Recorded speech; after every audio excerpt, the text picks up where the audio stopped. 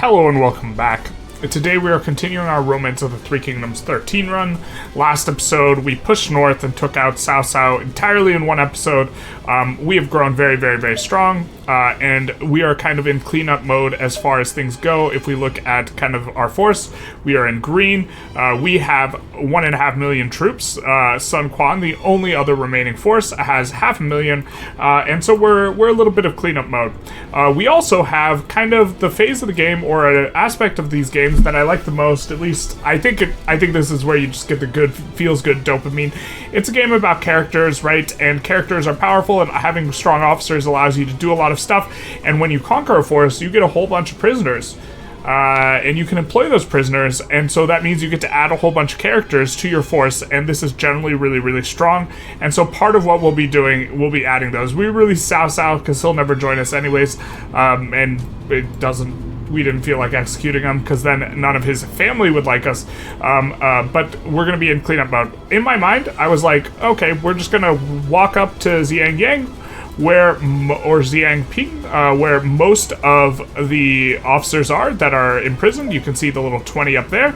But then I realized that, okay, if we employ them and then send them back to Zhucheng, they won't be very loyal because we will have just gotten them, and so they're very likely to join the enemy's force. And also, we can only reorganize where people are assigned from the main base. And if our main base is back here and we're up here, we can't respond very dynamically. So I'm thinking what we're going to do is we are going to go back to Zhucheng and move the main base up to Xiangping, and then work our way up there, employing officers. We might lose a couple cities to Sun Quan. I was under the impression that our alliance would hold. It instantly nullified when we became the last two forces, which, fair enough, this is a fine way of handling things. So we might lose a couple cities to him, probably not. We might lose a city to barbarians, not that city, but this city we're probably going to lose to barbarians. We thought that our troops that we had there could take them out. They couldn't, so Meng Huo was not able to defeat them. He's got 1k troops left, but I think that's going to be about it. We'll recapture the city, but it's going to be a bit of cleanup mode. We might take this in 2 episodes, because a lot of what we have to do is employ up reorganized forces and get ready to push down into Sun Quan's force, which means starting to actually assign good officers in the rear here, where we have kind of our trash officers for the most part, and then that way they will be able to push. And so this is what we're doing this episode, and without further ado, let's move back to the main base in Zhucheng and redeploy our main base all the way up. Alright, so yeah, we do lose a city. Big sad. I think then we could just instantly reoccupy it. It's not a big deal, so yep, that's what we'll be doing. We're still going to go up one city at a time, so we're up here in Ye on our way to kind of our new HQ, and this is going to be the most significant officer in this city, Jiangji. If we take a quick look at him, he in other games is represented as being absolutely incredible, but having mid-80s in both intelligence and governance, still going to be pretty solid. But in Three Kingdoms The Last Warlord, this guy's an absolute slayer.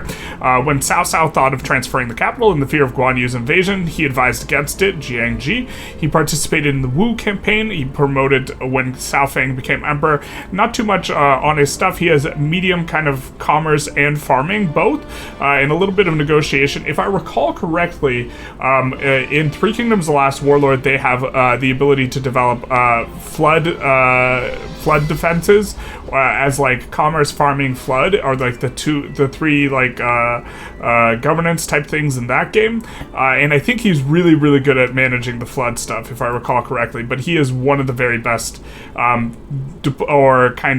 developmental officers in that game, but we'll give him an employee. He's the most significant one here, but we're also going to take a try at employing the other 2 officers there that are prisoners in Ye. Here's just kind of one of these events that we get because of our prestige. It's kind of a little late in the game for this, but the acquisition of this, but we are still going to snake a path all the way back up to here, to the new home base here in Xiangping. We are notably going to stop through on Julu, Zongshan, and I think is Nanpi? Nanpi has no prisoners, but there's 8 prisoners here, there's 6 prisoners here, and we'll just try and see if we can deploy every single one of them ourselves, because it'll take only us 1 day, and it'll give us a 20 intelligence experience every time we do it, and we will also get what is it, the accolade juice or whatever it's called, by completing the employment. So we just go in, we hire, and we'll sort by city, and we'll try and find who all is in the city that we're in. I suppose sorting by, or there we go, we saw Ye right there, and we will just come in. Cayenne is probably the second most significant, and we'll try and employ her as well. Really, just kind of a lot of cruising through, kind of picking up all these officers so that we can assign them to kind of the lower regions down to face off against Sun Quan, who has started marching out. I'm not really sure if he's planning on marching on us or if he's just worried about Guan Yu taking out these guys. We've marched to retake the city here as well, and so they're just in kind of cleanup mode. In Julu, we find Zhao Hu Ba, who was one of the better officers, kind of the later period of the Three Kingdoms, as far as the representation in the novels and the books. He first served Wei. He was the first son of Zhao Hu Yuan. He fled to Shu in fear of his own life when Cao Shuang was executed by Sima Yi. Later, he served the army during Jiang Wei's northern campaign. Very solid. He's got decent skills overall. Solid for a later game type of officer. You'll see that if you play with like historical death rates, the officers that are really good tend to not stay around for super long, and so he eventually becomes kind of one of the big baddies, especially because his skills develop over time, and so by the time you get to late game, he should also have a little bit better on the stats, but very solid, just being in kind of the mid, or the, around 80 on leadership, war, and intelligence. So in G, the most significant officers are Wen Pin and Cao Rui. We'll probably try and employ both of these guys, but we don't want to get stuck trying to employ for 10 days on the other ones, maybe. K. Binning is actually pretty useful in Romance of the Three Kingdoms XIV because he can move around pretty fast, and he's got decent stats. All these guys have somewhat, like Li Tong is decent, but we're just going to try and employ Wen Pin and Cao Rui ourselves, and we will go visit him, of course, in prison, because we've imprisoned him, and we will try and hear, and then we will go for the other guy as well. So we get to Beiping, and the most significant officer here is actually Dang Ai, who we had as one of our companions in the Lu Su run. Most of the really good officers are starting to get picked off by our various cities employing on up, and so it's not going to be 100% essential that we employ everyone ourselves, but while we are on our kind of way up, we can accelerate the process by trying to employ up. Dang Ai was very significant. He was responsible for kind of pushing into Shu. Let's see if we can take a look at his stat line and such. He was responsible for pushing into Shu.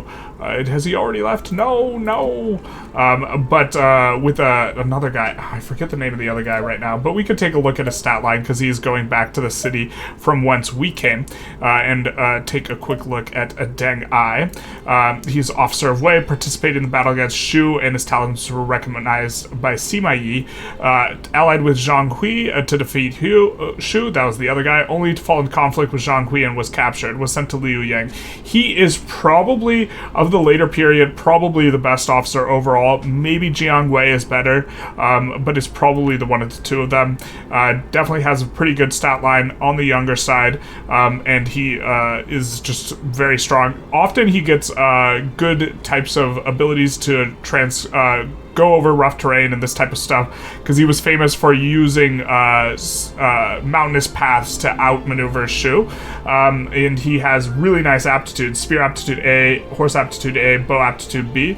I don't think there's anyone with actually triple A, if I recall correctly.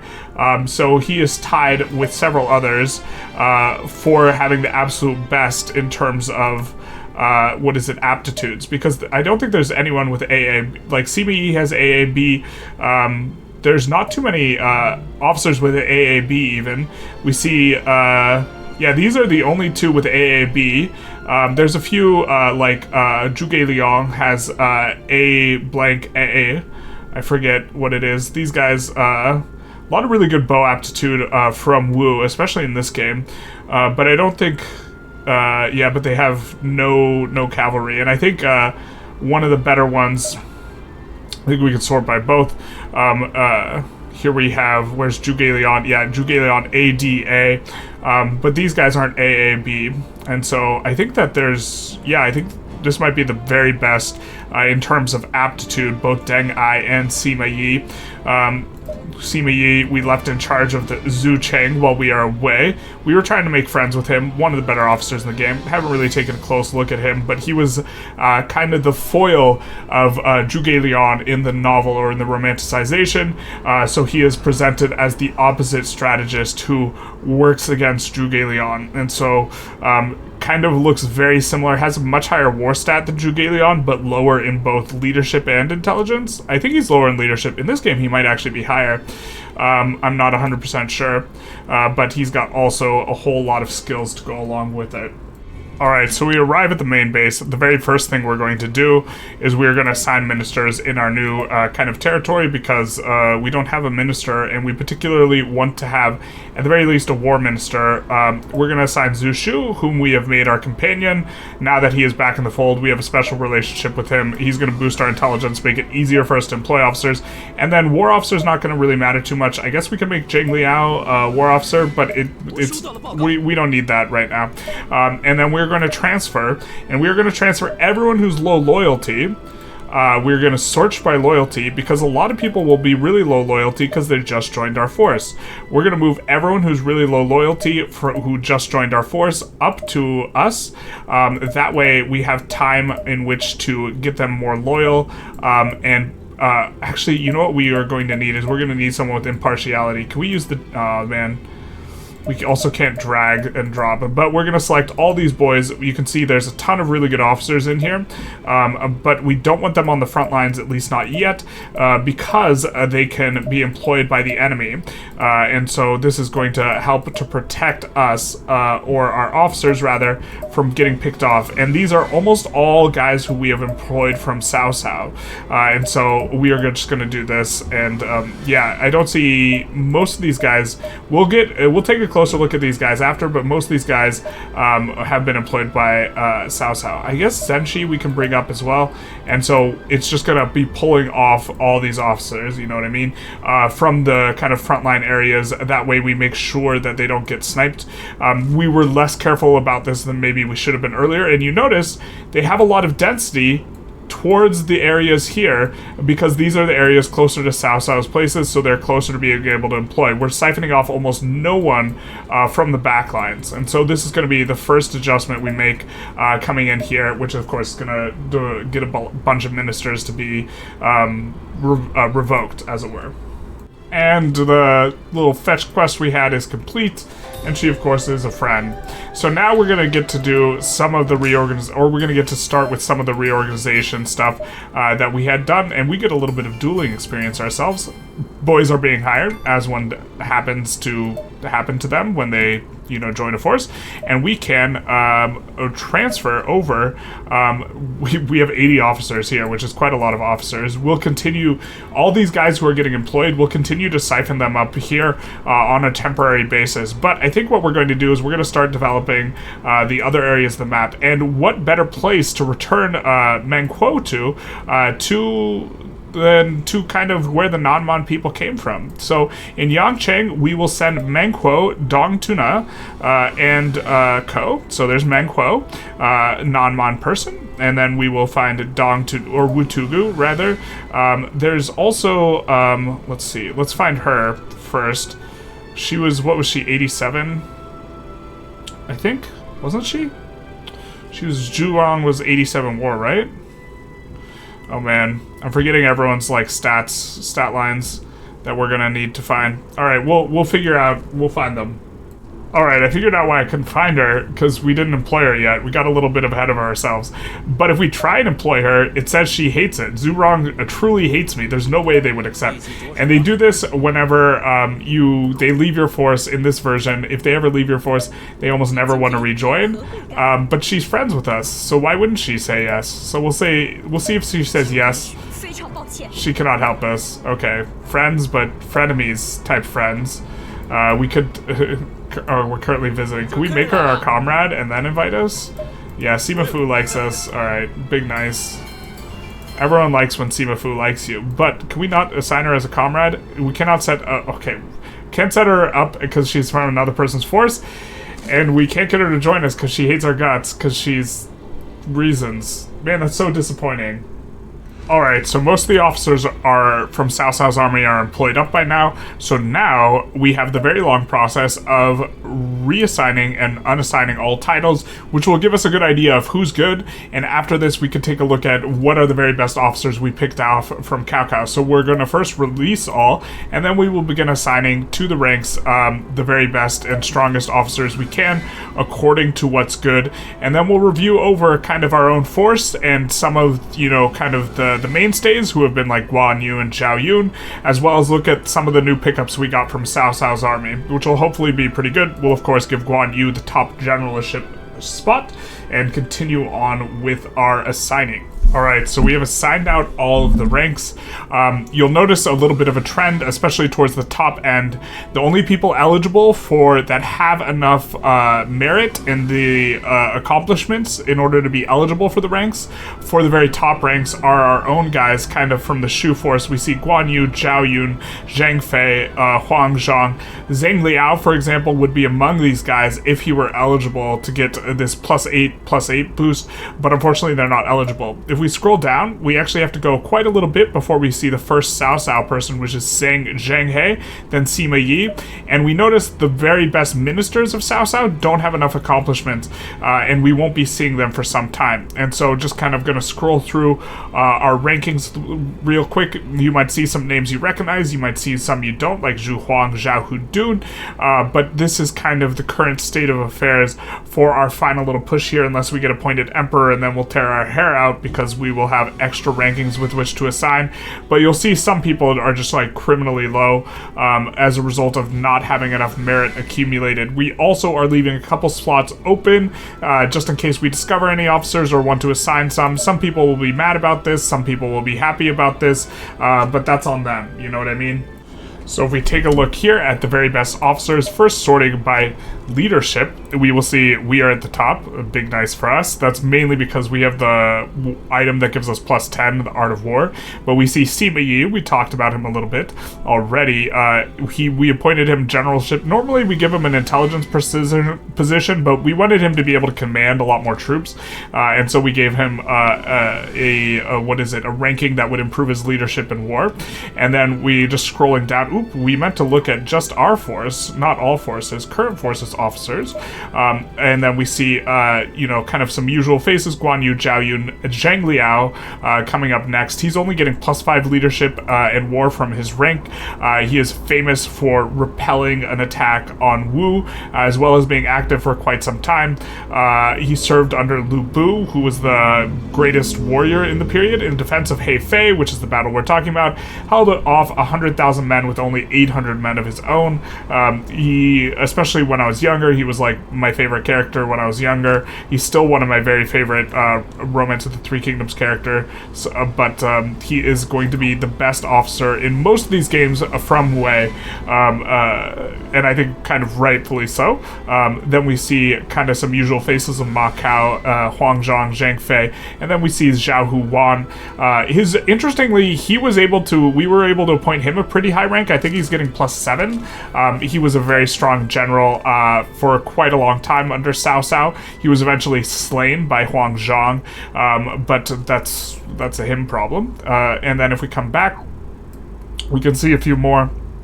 There's Wifey, there's Zhang He, we got Zhang Fei a while ago, there's Deng Ai, we talked about him. Peng De has been on our force for a while, but he is traditionally a Wei officer. There's Zhao Hudun, the brother, was not eligible for as high a rank, he's only getting +5, and he's got a cool story. Everyone loves the eye patch. Officer of Wei and relative of Cao Cao, lost his left eye to one of Cao Jing's arrows at the battle with Lu Bu, but afterward went on to lead his armies throughout his land.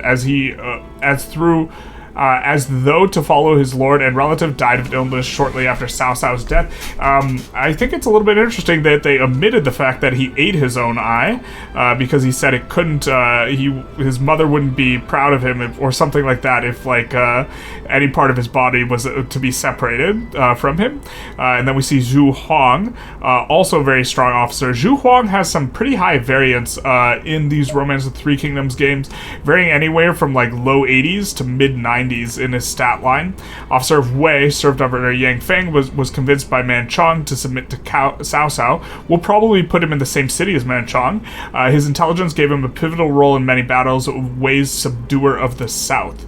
And so that's nice for us. Oops, we keep going out through the wrong one. And then let's kind of scroll down until we get to about 90.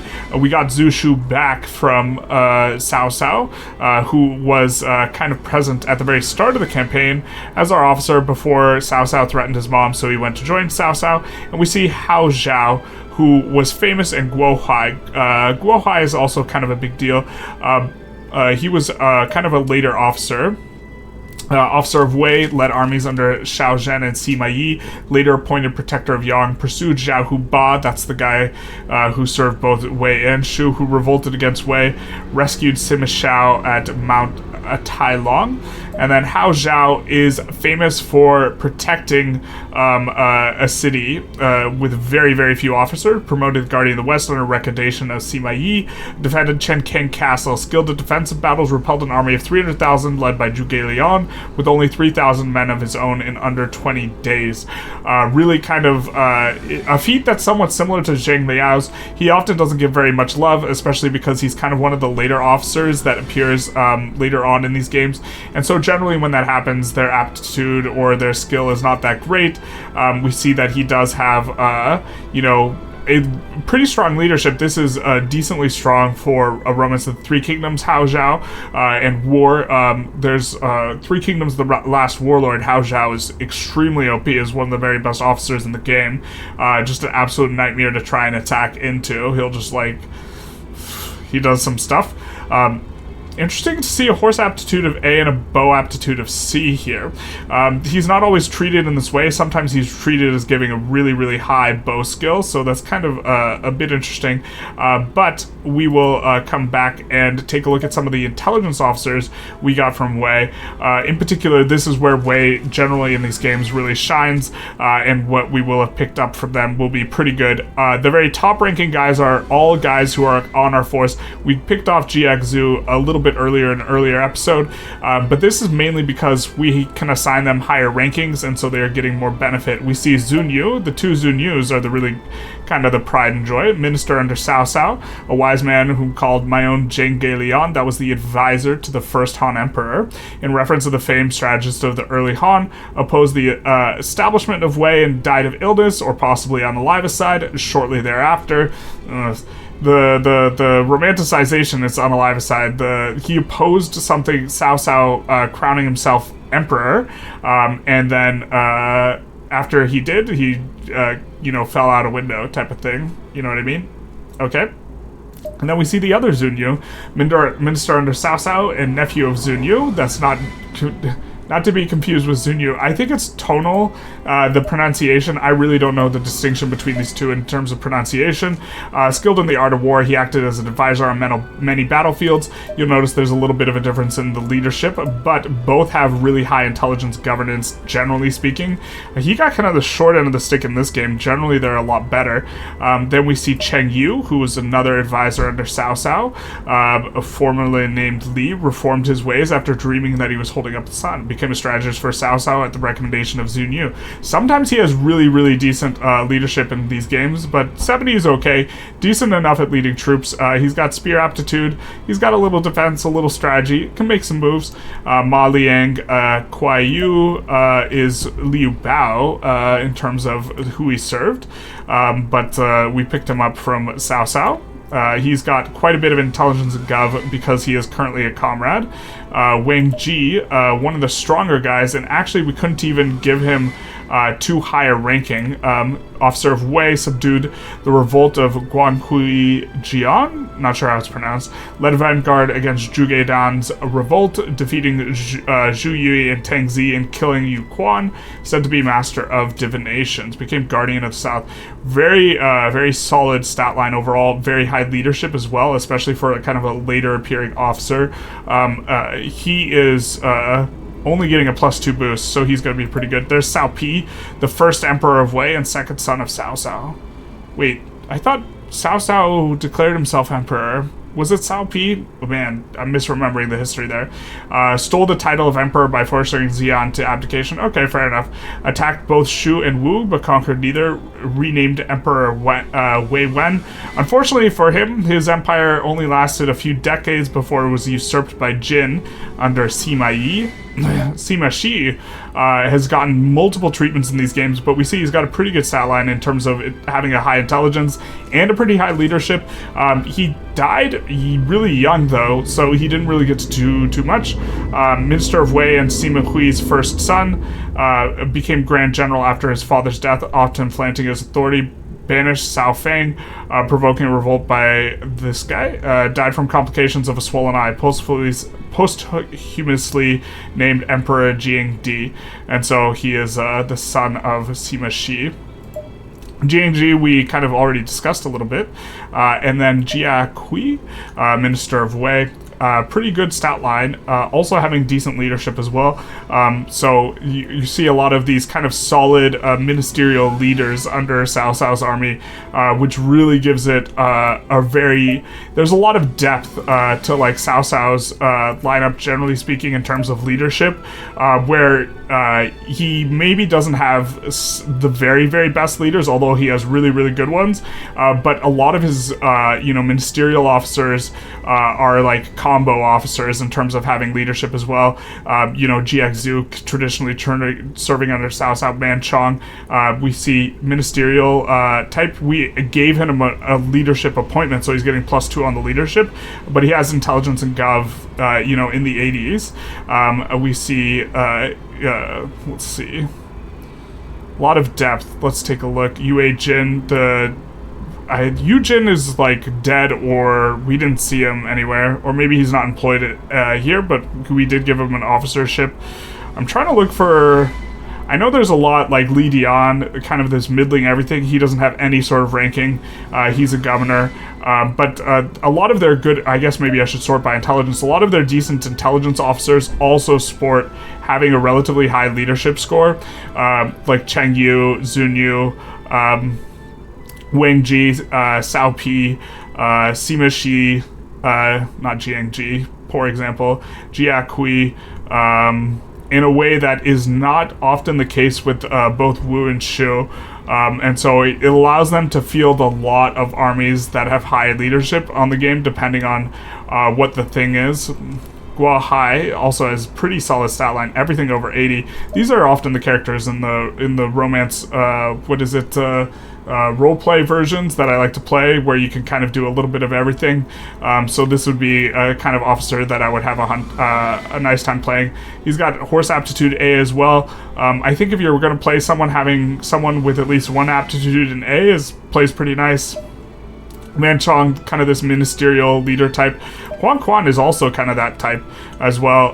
He served, he served under both Shu and... Wait, he served Wei? I don't remember that. Under Liu Bei, led the Shu army against Wu, but was isolated when the main army fell and was forced to submit to Wei. Okay.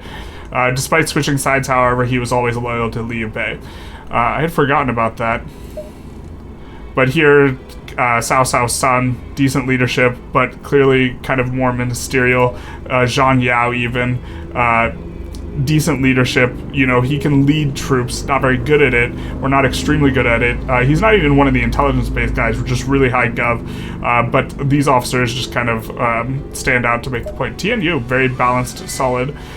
He originally served Gongsun Zan, and he was kind of the bane of our existence earlier in the run. He was kind of the guy leading most of the spooky forces. But anyways, I just wanted to kind of go through those guys.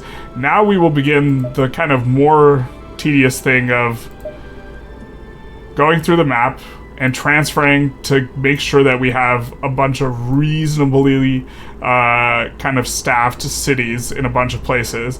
I'm a little tempted to just send everyone to the main base and then start from scratch, considering there's like so much we need to redo, but that's probably a little bit gratuitous. And so we will begin especially because, to be honest, we could probably actually just not even assign anyone from here and just march out from where we have, and that would work decently well. But I want to assign some cities, so we'll be doing a little bit of that here. Alright, it's a little bit of an indulgence in terms of how long it's going to take to finish this run versus how long it ought to take to finish this run.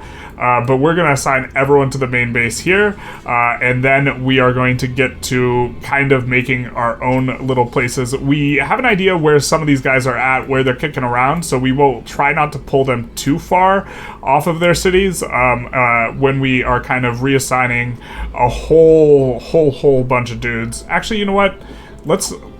Let's not do this just yet, because we have still a lot of disloyal guys in the city, and maybe we just kind of kick around for a little bit, making friends, and then we begin with this reassigning. Notably, we do have, in the main city here, we have Zhu Shu, who, as part of his expertise in partiality, is raising everyone's, raising their, loyalty. So our loyalty should kick up pretty high, so maybe we wait until some loyalty is a little bit higher. We don't want any traitors. Traitors are feel bad, man.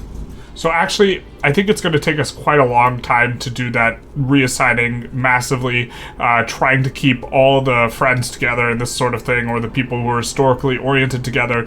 And so I think we'll save that for the next episode. But instead, I think what we'll do is we will look for all the people of merit inside Sun Quan's army, since we looked at kind of what we had going on, and this is our enemy, and so this is what we're going to have to deal with. And so let's take a look at what's going on with them before we kind of conclude this episode. They have a few really strong leadership commanders. Notably, our pregame setting had no people dying of old age, so Cheng Pu is still kicking around, stuff like that. But we can go through some of the very best of the best, because we haven't taken a look at these officers. Lu Jun was kind of the great strategist after Zhou Yu died, and we saw kind of earlier in the run Zhou Yu's death via event, I think, but Lu Jun was the great strategist of Wu, kind of during the period, as a little bit of a foil to Zhuge Liang and Sima Yi, having really high stats. He generally has really strong fire attacks in terms of his abilities in these games. Very high stats. Definitely like kind of on a similar level. His aptitudes aren't as good as Zhuge Liang's or Sima Yi's.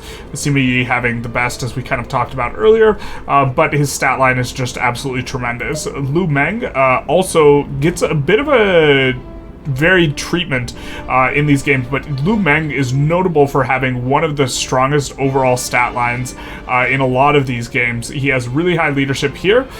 He has middling for an exceptional officer war, but just in the grand scheme of things, that's quite a high war score.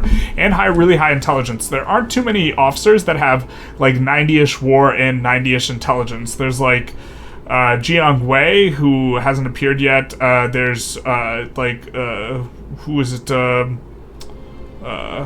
Oh man, I'm blanking out. But there's not too many officers that have simultaneously a high war and a high intelligence stat.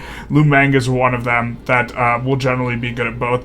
Gan Ning is kind of the best warrior in most of these games of Wu. It looks like he hasn't gotten too much experience in leadership and war. He's kind of looking where he starts at the start of the campaign, but he has still got a pretty high ranking here. Zhu Sheng, one of the good ones too. Having a pretty balanced stat line. Here, let's take a look at, I think we haven't read through the bios of some of these guys, so let's read the bios of some of the better ones. Officer of Wu and Sun Sei's son-in-law, schemed with Lu Meng to slay Guan Yu, annihilated the Shu army at a grand victory at the Battle of Yailing using a fire attack, appointed to defend Jing and later became Prime Minister of Wu. Officer of Wu, a courageous general who matured into greatness after Sun Quan. So a lot of the games will have an event chain that boosts his stats, and he starts out with kind of low stats, which is why he's like inconsistently treated in the games. after Sun Quan persuaded him to master academics as well. As the viceroy of Wu, he led the army to reclaim Jing and captured Guan Yu. After Guan Yu's death, he died of sickness, and in the novel romanticized version, Guan Yu possessed his body and killed him.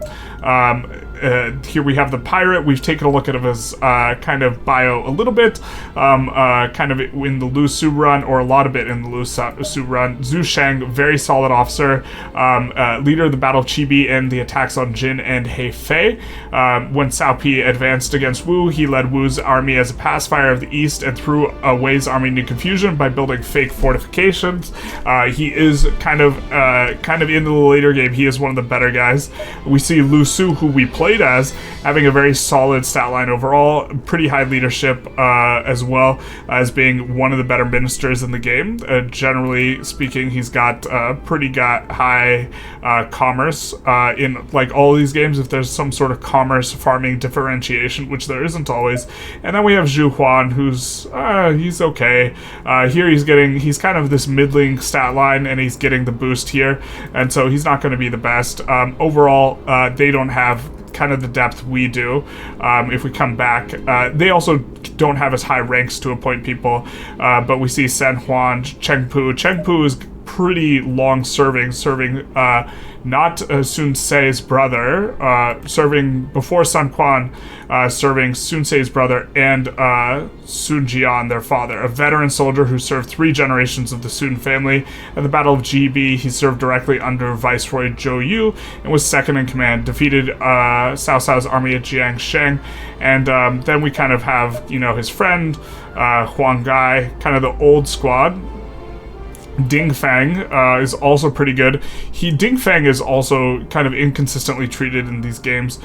He often does pretty well. Participated in many battles and defeated Wei's famous general Zhang Liao. I think that's why I think he killed Zhang Liao. Who killed Zhang Liao? I forget.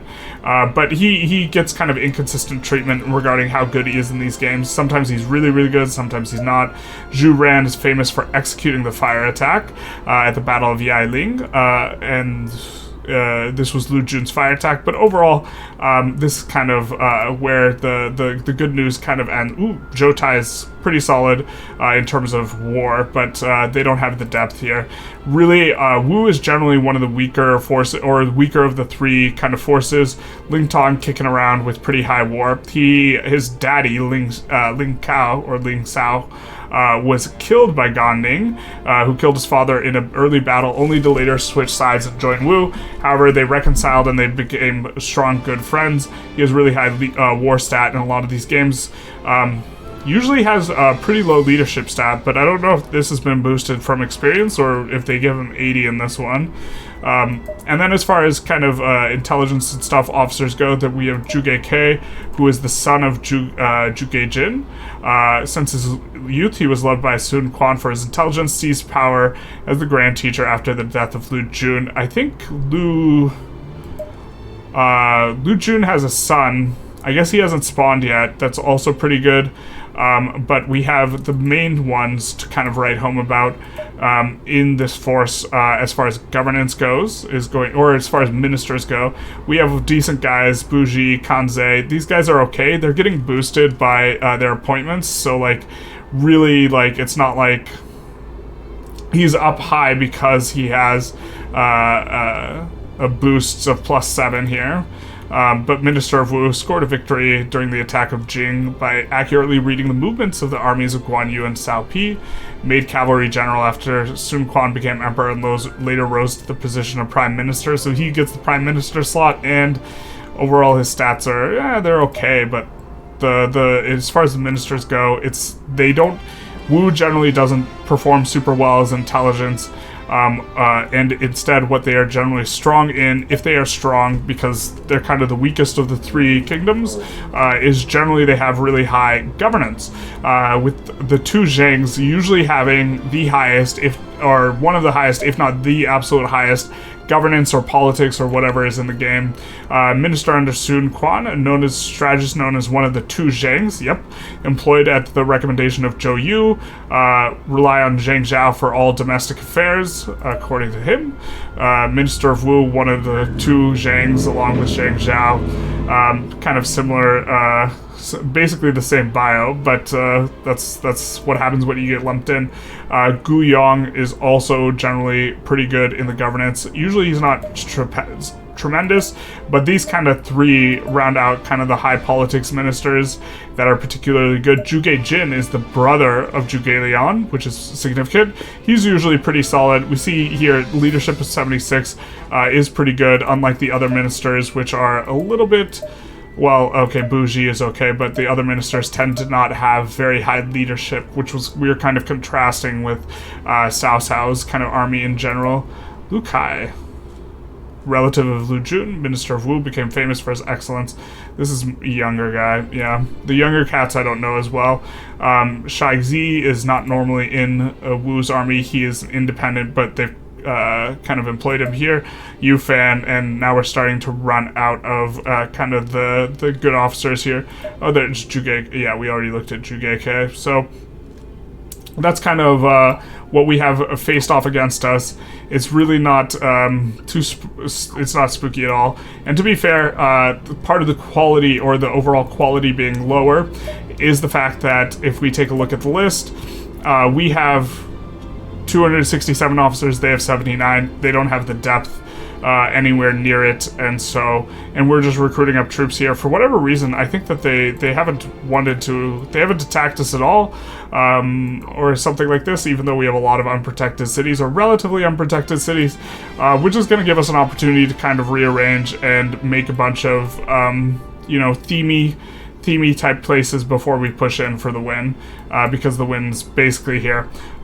Anyways, I hope you guys enjoyed this episode. It was largely kind of reorganization of the officers and taking a look at the talent we have. If you did, please feel free to like, comment, subscribe. Do the YouTube algorithm stuff. It does help out. And other than that, have a good one. Bye-bye now.